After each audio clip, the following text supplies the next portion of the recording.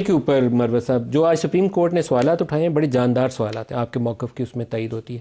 آپ سوچتے ہیں کہ یہ معاملہ آگے چل کے آپ کو یہاں سے انصاف مل سکتا ہے؟ 9 مئی پی ڈی ایم کا کیا درا ہے، 9 مئی ایک ڈھکوسلا ہے.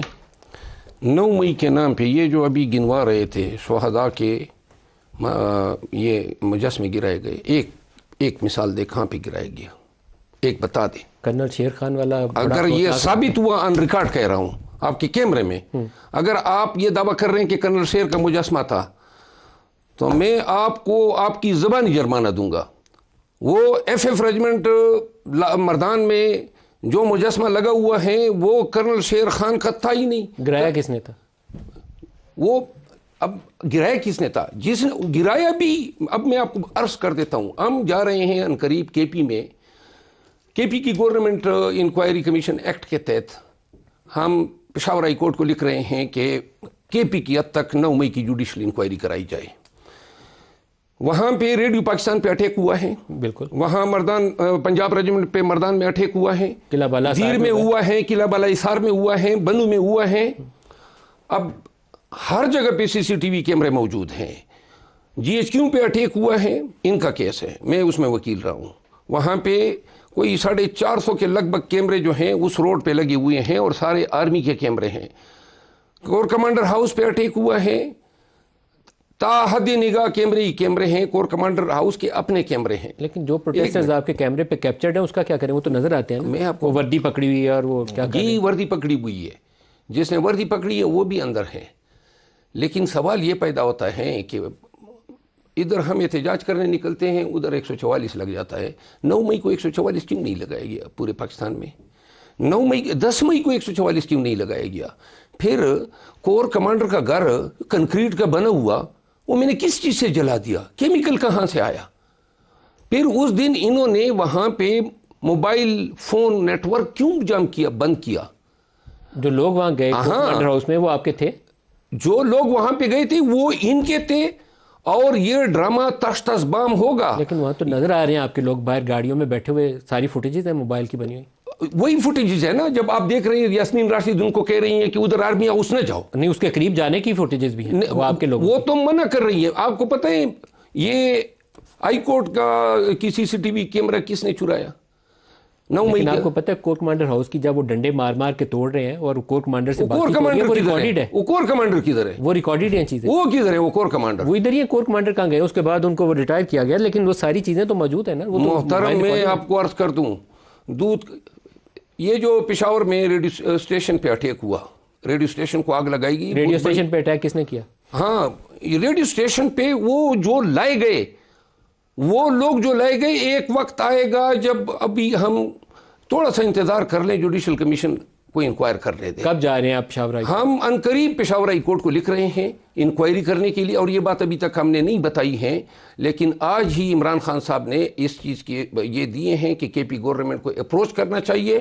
ہم اپنے آپ کو دیکھیے، کسی وقوعے کی کہیں پر وہ جو لوگ ہیں بھیڑ میں، یہ تو وہ کیمرے ہیں نا جو لوگوں کے ہاتھ میں تھے، موبائل تھے، ان کی سی سی ٹی وی ہے. لوگ تو آپ کے ورکرز نظر آ رہے ہیں ان فوٹیج. آپ جانتے ہیں کیسے کہوں؟ آپ جانتے ہیں ان کو. اب سارے پکڑے ہوئے ہیں، آپ کہہ رہے ہیں ان کو رہا کریں، اور وہ ان کی نظر آ رہے ہیں اس کیمرے کے. اب ہم نے کہے ان کو رہا کریں. جو آرمی نے پکڑے ہیں، وہ جو آرمی نے پکڑے ہیں ان کی کوئی شناخت ہوئی ہے سی سی ٹی وی فوٹیجز کے ساتھ؟ دیکھیں لاہور سے جو ڈاکٹر پکڑی ہوئی ہیں، یاسمین راشد، وہ خدیجہ شاہ، وہ ساروں کی خدیجہ شاہ نے کیا کیا ہے؟ وہ گاڑی میں بیٹھ کے جا رہی ہیں. تو ملک ہے ہمارا، نہ جائیں.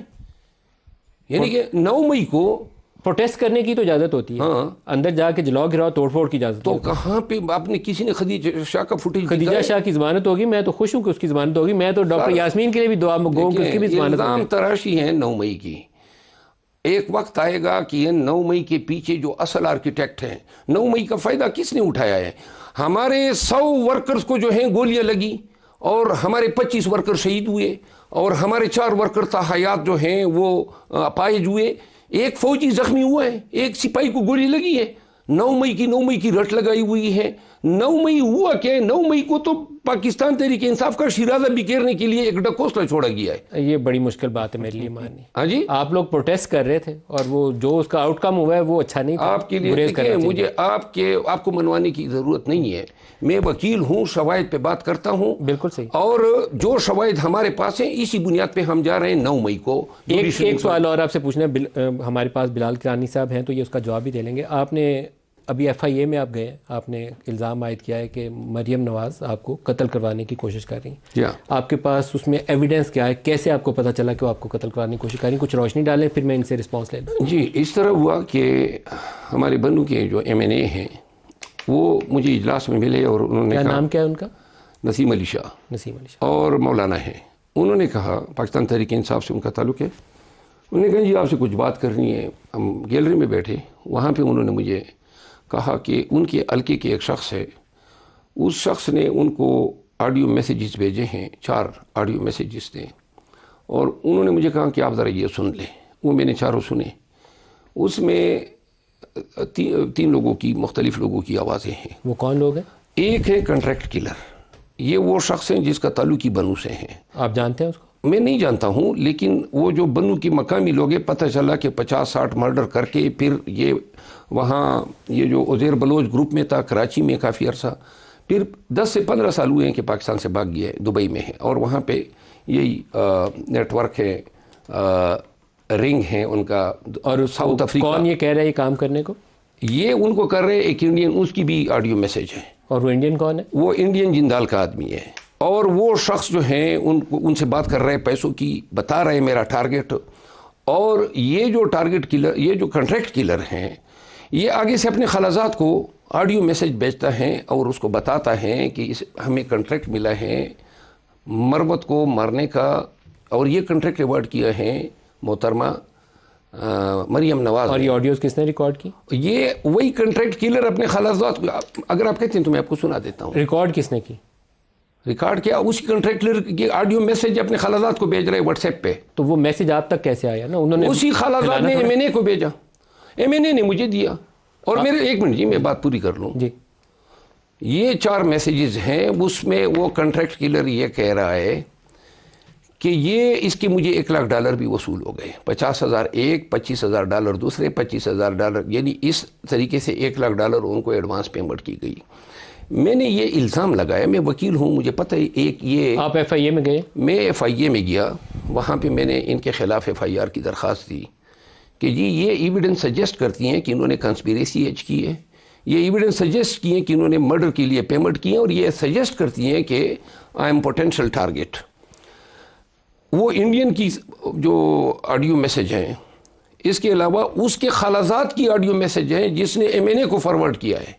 अब इनसे जवाब, अब आगे से मैं उस खलाजात से, फिर MNA साहब ने मेरी बात कराई उनसे। अच्छा, तो मैंने उनसे कहा, पहले मैंने तस्दीक की कि कोई हॉक्स ना हो, इस तरह कोई ड्रामा ना हो। तो उन्होंने कहा नहीं, ये जो मेरा खलाजात है जो भागा हुआ है, उसने पूरे तमाम मैसेजेस को ऑन किया।